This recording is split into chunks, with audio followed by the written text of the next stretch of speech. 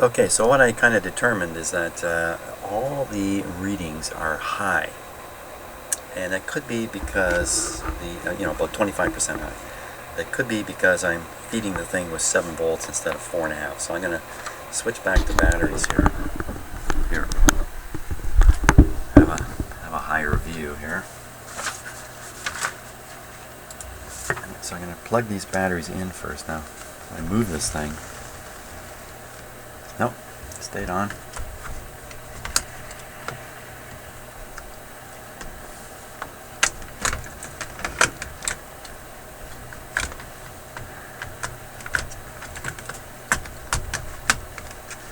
Now, I think I should be able to pull that power cord out quickly and the radio should continue working. Oh, let me check the battery voltage here before I make it. Before I discover I put in 3 bad batteries here. That's not going to be good. 4.1. Really? 4.1. How do you get 4.1? You get 4.1 by sticking in some bad batteries here.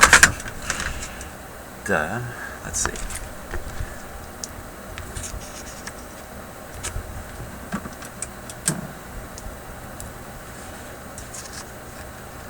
Yeah, it's not so good. 1.3. That's not so good. 1.4, that's only so-so itself. Tell me I don't have any batteries. 1.3, that's no much better than the... Uh-oh. Uh-oh, double uh-oh. The camera cord tangled up in my voltmeter leads here. Uh-oh, I don't think I've got any more good batteries.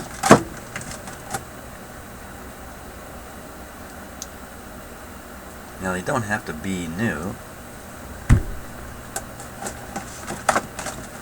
but I don't want them too weak.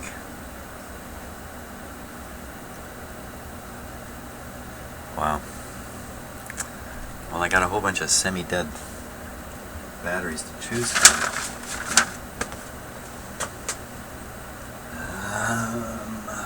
I don't think I have any others around. And if I did, they're probably even deader. Okay, well, let's go with these. These are reading 1.4, each one of these. What's that give you? That gives you... it should be 3 less than the nominal output. 4.2 is what you should get out of this, I think. Ooh, radio. Oh, don't go away, radio. Oh, son of a gun.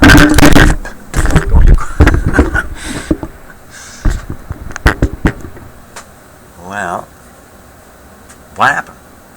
The radios decided to go away in the middle of this? As I was putting these batteries in? Is that telling me something?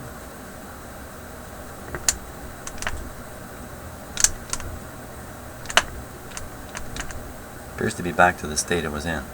Now, let's pull that out. Okay, so we're still getting some clicking. I can hear it in the speaker when I work this switch, so I'm pretty sure these batteries are supplying power. We're going to have to assume it's sufficient. They couldn't have made this thing 3.9. Turn it off. 4.1, 3.9. That makes sense. Dropping this down. I guess so. 3.9, that's not much of a drop. Hey.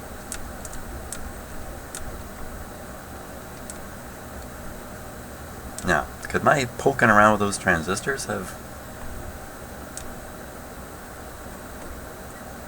enabled the radio to work? I tell you one thing that's never happened well, I'll take that back. I was going to say what's never happened is I've turned the radio on and just sitting here it's suddenly come to life. No, it's done that a couple of times. There's no mechanical movement whatsoever, and boom, it comes on. It doesn't say an awful lot about what might be causing it.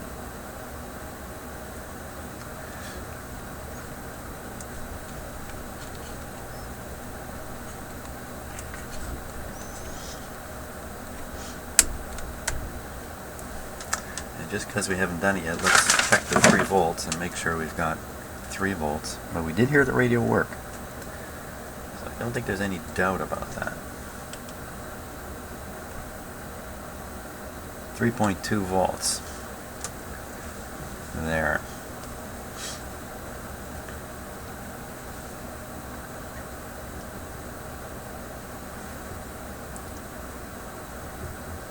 You know, a defective voltage regulator is very, very high likelihood, I guess, if you plug in a power supply that's ramming too much voltage into the radio, and the poor little voltage regulators have to dump a lot more current to achieve the voltage stability that they're intending on doing. And in dumping that current, they get hot. And maybe this is why voltage regulators are always the suspicious components in radios like this. And maybe under any circumstance where you have regulation and you push it too hard, the regulator can suffer. I wonder if that's a general rule in life. Okay, nothing.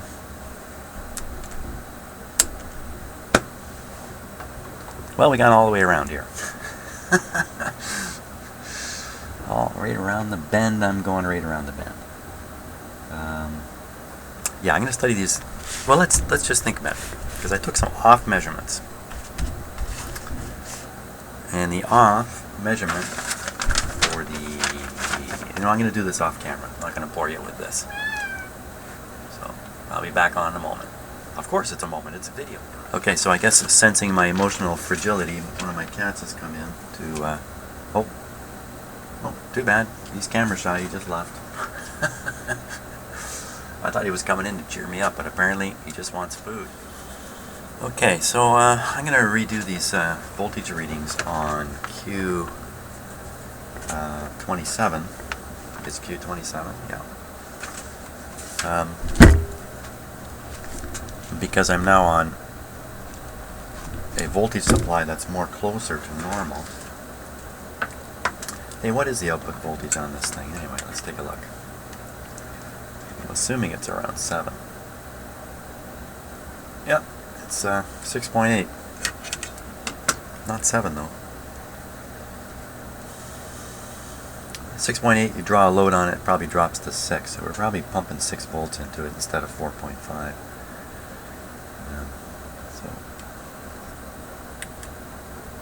So here we're getting very different readings now. Very different.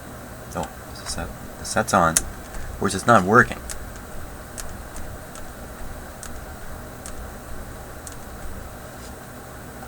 It's not working. So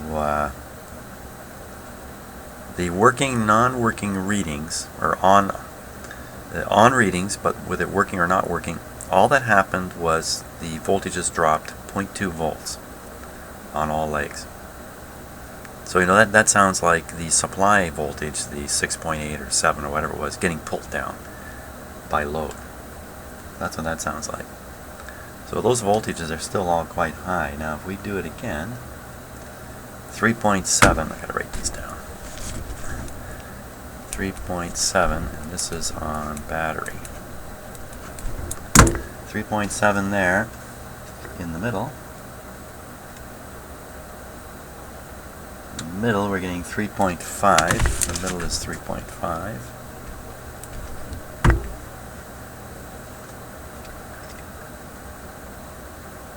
2.8. That's a really different reading there. 2.8.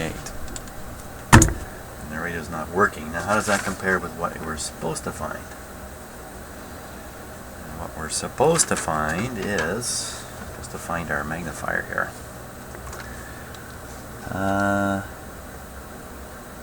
see, well, with the radio, you know, I got something else to talk about here too.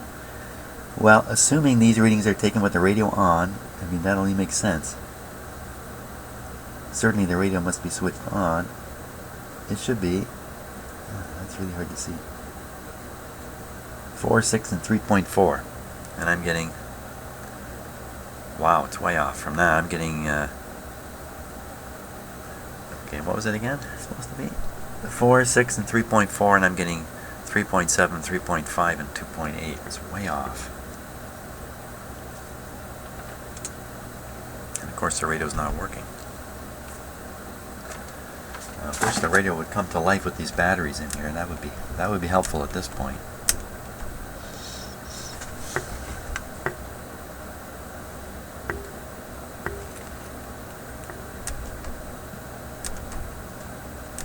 And I'm watching the display to see any evidence that anything's happening. No, nothing's happening. Nothing is happening. Now I'm really stuck. Okay, so maybe I should put the power supply back in. Jack these voltages way up. Get the radio working. Pull out the plug while it's working and see if it'll run on these batteries, which it should. There's no reason why it shouldn't, other than just to upset me, just to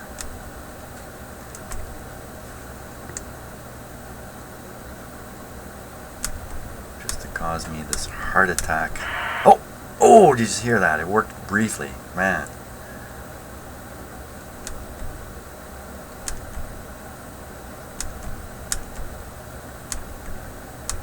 Another thing I'm thinking is, if the radio doesn't start up right when you turn it on, it's not going to start on its own after, even though it's done it. I'm thinking it can't. Maybe because the computer gets into a confounded state.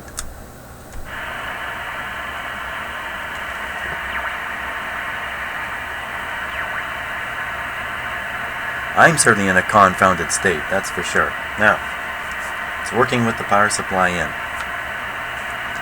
Let's check the key voltage. The key voltage is the voltage which leaves this power supply area and heads off to drive the DC to DC converter. The key voltage is 4.4.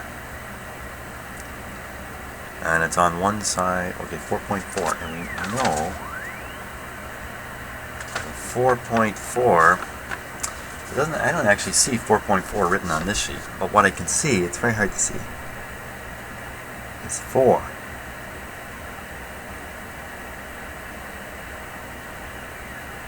Oh, wait a minute, what am I looking at here? Q.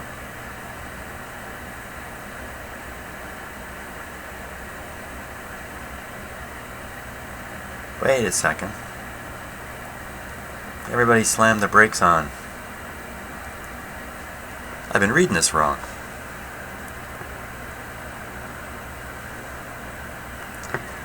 Hey, I've been reading this wrong. Hey, as usual, I'm the problem once again. Holy smokes. I've got 2 transistors mixed around here. It's because this part of the schematic here, you can take a look at it too. This part of the schematic where everything's happening is just stuff on top of stuff.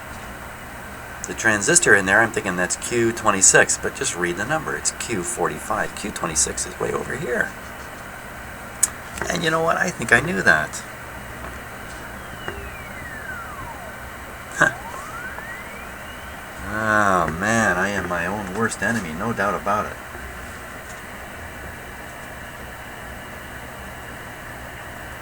Well, that's kind of good in a way, because none of these voltages were making sense on what I thought was Q. This is actually Q45. Oh boy. Well, there be a warning to anybody who views my videos. You better view them right to the end, because halfway through I'm talking nonsense. So if you're using this as some kind of instruction on your own radio, yikes, I think you better stick with me right to the bitter end here.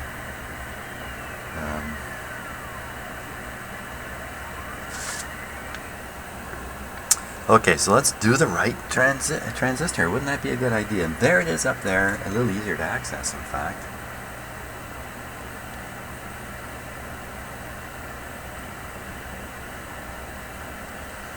And they're only showing us 1 voltage here, but maybe if I hunt around long enough, I'll find voltage references on here.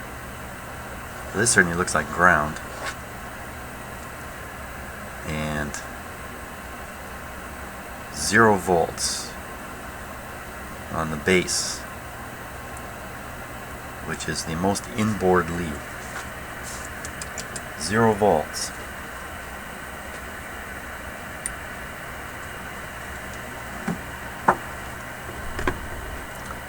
Okay, so that's the most inboard lead. 0. That's what it's supposed to be. Okay, so let's pull the power out and we'll let the thing operate on batteries here. Here we go.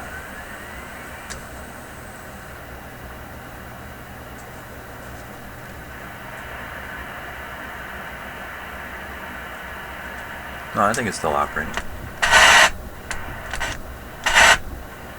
Yeah. Okay, so it's a little quieter, which I guess is to be expected.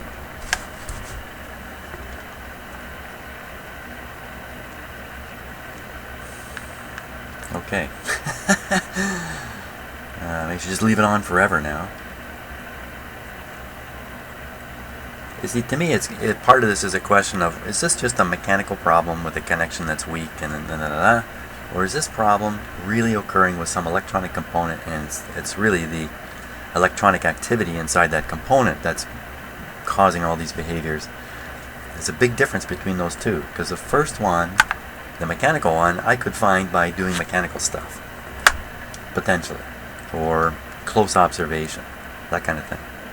The other one, doesn't matter how much I fiddle around mechanically with this radio, it's never going to trigger an effect. And in fact, I could find that extremely misleading when it does something spontaneously while I'm pressing stuff. Well, obviously you start thinking it's what you're pressing that caused the effect. So how to determine these two differences? You need a hint that it's mechanical.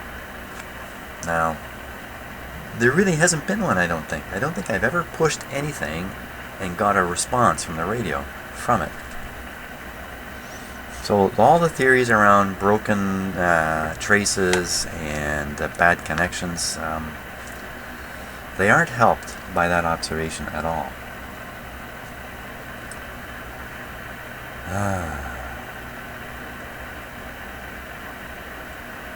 If it's an electronic component, then, well, they're not so often intermittent like this. Of course it's possible to be intermittent, but generally electronic failure, one of two things is happening. The circuitry doesn't function anymore, or the circuitry functions in a very distorted way.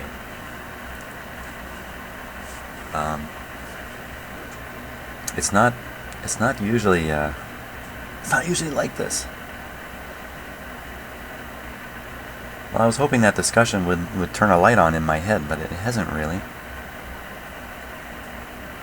I'm pretty sure this radio will work non-stop if we just leave it like this. It will just keep working. I don't think I've ever had it go off on its own. Although earlier when we were toying around with it there, it did it did go off. I think I turned it off at some point. I just wasn't so conscious of what I was doing, or frankly, all the talking I'm doing. And listen, when I'm alone and I'm working in my shop, I talk. I don't necessarily talk out loud, but I have the same discussion going on inside my head. So all I'm doing here when I video is just letting it come out of my mouth.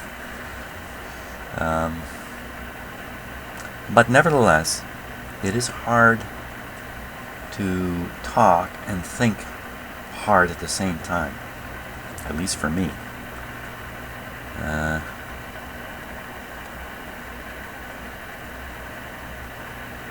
Well, staring at it isn't doing any good.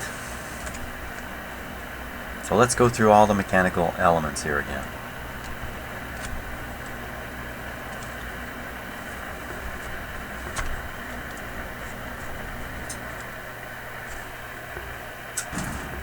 Lots of concern about these stiff wires. I share them.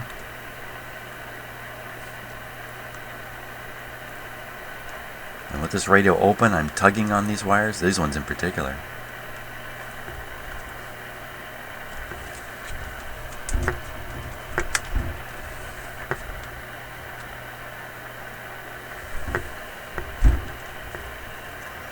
Now I did get a mechanical effect when I was flexing this component here a few videos ago.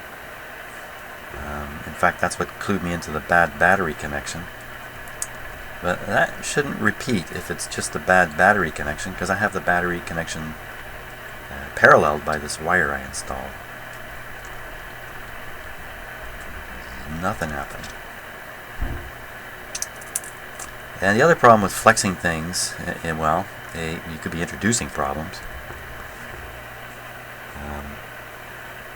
And B, you can be flexing here and you trigger the problem over here, and guess what? You're going to concentrate on what happened over here. Meanwhile, the problem's actually over here. So this flexing thing is not very specific at all, and seldom successful in my book.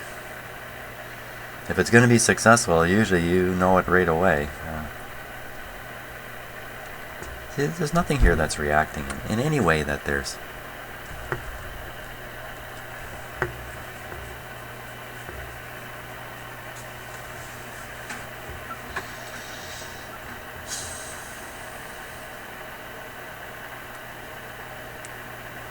And I'm doing everything I can to avoid taking the board right out of this radio, but boy, I think I'm on my way to that. Let's work the power plug here a little bit.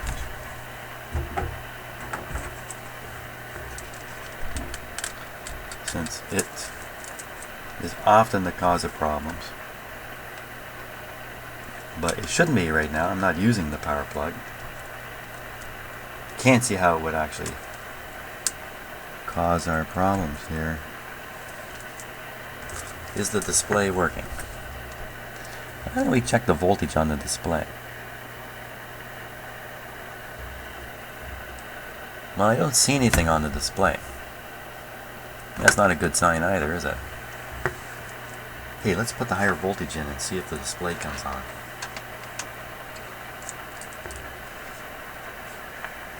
Here we go. Certainly is a pickup in the radio. It's definitely reacting to the higher supply voltage.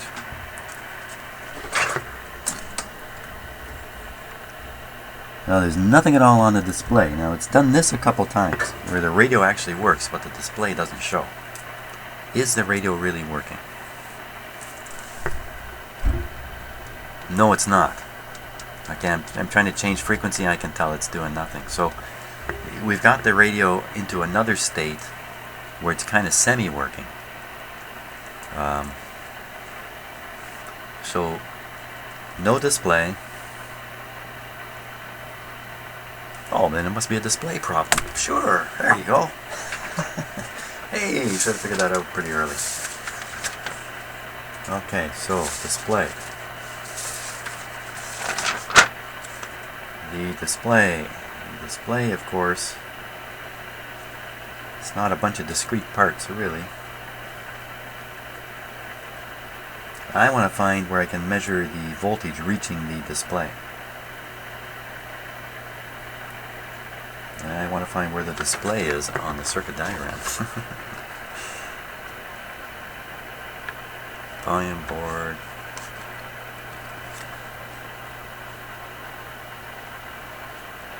LCD module, here we are. Oh, here we are. Oh, look at this. You know, I noticed this before and I was going to take a run at it and I never did, but here's the 3 volts coming in from the battery, and I've drawn the 3-volt bus here. This green line is always at 3 volts if there's batteries in. Look, there's one line that goes over to what? Where is it going there? It's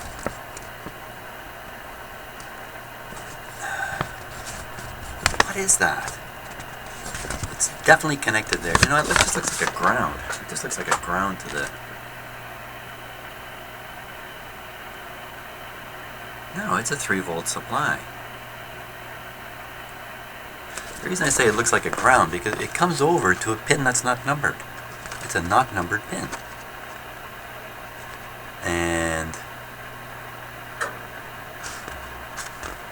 I don't get that. Anyway, according to this, it's between pin 41 and pin... That's not good. Hey, let's find it on the...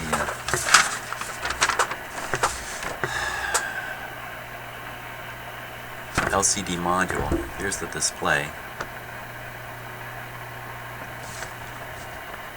Well, one of these pins has got to be carrying the 3 volts. There's pin 41. It doesn't seem to be in any kind of order similar to how it is on the circuit diagram. Of course, that would be the case. So we have 43, 42, 45, 46, and on here we've got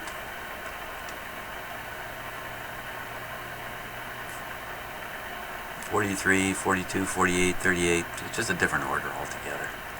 Well, we'll test every one of those pins in an effort to find the one that's got the voltage on. Now wait a minute. Every one of these pins is numbered on this sheet, except one. There's one that's not numbered. Yeah, it's all over too. That observation. Right here. Right there's a... You can see that. There's a connection.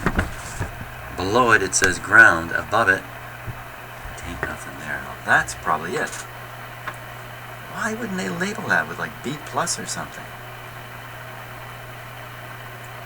Ah, strange. Okay, so it's right on the end though, and let's see what we can find. We'll hunt every pin down anyway. If we can't deduce which one's the 3. Oh boy, there it is down there.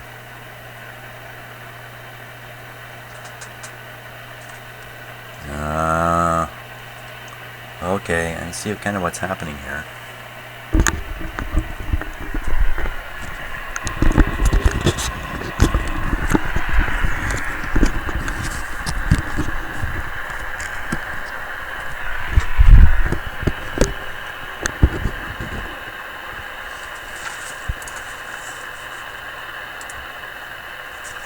Okay, so we see a string of leads coming across here and a string coming up here, and those correspond to what we saw on the diagram I was just showing you. If that's the case, then the 3 volts would appear, if all my deductions are right here. It's going to appear right in here, right in this top one,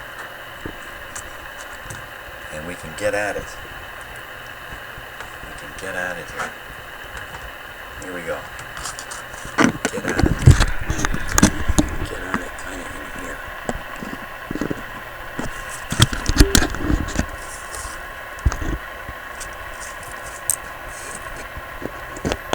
Right there. Now there's nothing there.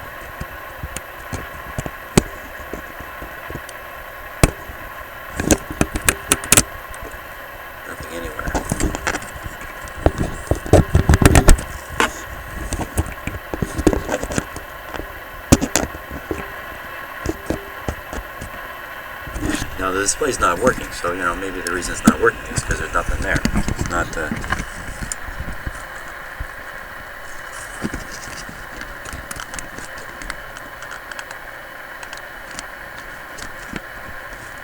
Now the display response to problems here is very slow. So I'm looking in the mirror at the display.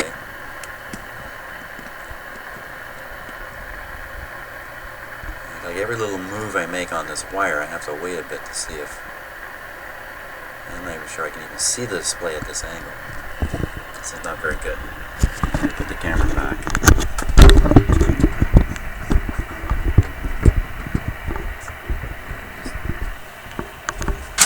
I only have a couple hands here, so I gotta make use of them.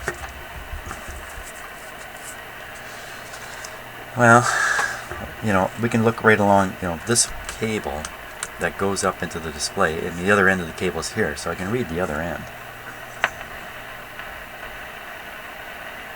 There. I just run right along the end of the wire here.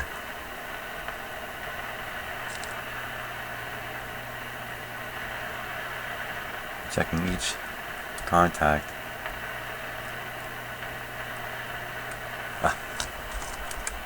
It's like the only meter in the world. It just goes to sleep whenever it wants. Doesn't matter if you're using it. 0, 0, 0. See a pattern here? 0, 0, 0, and 0.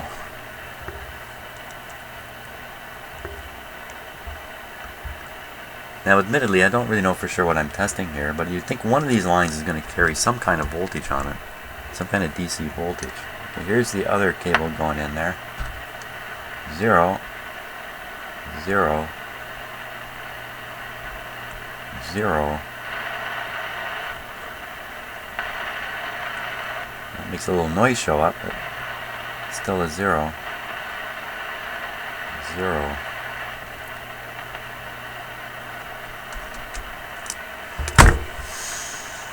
Okay, so I just checked my meter. My meter's not connected there. That's got to be the problem here. What's happened? Well, that's a bunch of bogus readings.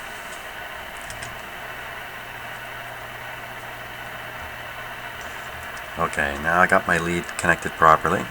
Okay, get a little suspicious of all those zeros, to be frank with you. Too many zeros. Now let's try again. First, we'll check the meter. Smart move. 3. Okay, here we go. Same test. 0, 0, 0. 2.7. 0, 0, 0. 3.2. That 3.2 right there is on the last wire. It's the same one that we figured out probably carries the 3 volts. There's the 3 volts. So I should see it on the other end of that wire. So first let's see if it's on the wire itself, because I think I can hit the wire right here.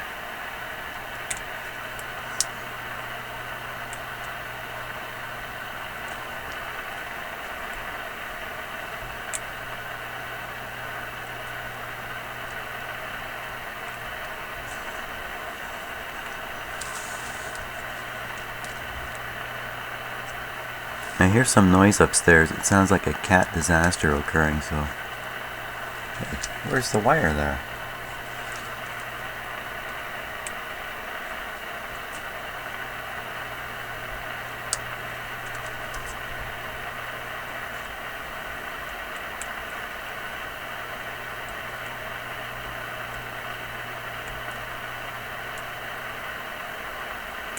Something a little funny going on here.